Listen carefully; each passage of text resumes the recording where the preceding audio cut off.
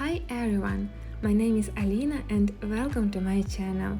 In previous tutorials I showed you how to make such giant butterflies and color them. So today I will show you how to decorate your lounge zone with butterflies, making it the most butterflicious place.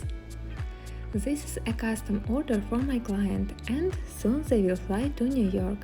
All butterflies are template number 1, 2, 3 and 4.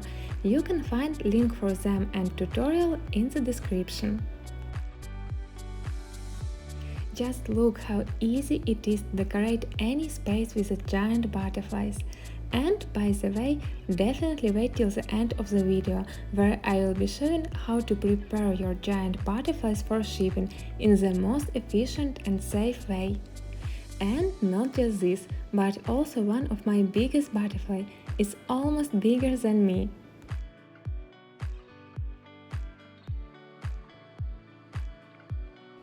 I am just in love with how butterflies look on a lamp. Looking for your comments, what would you decorate with giant butterflies? And what do you think about these shades of pink? I would say it's perfect for almost any space. Just imagine a room full of giant butterflies.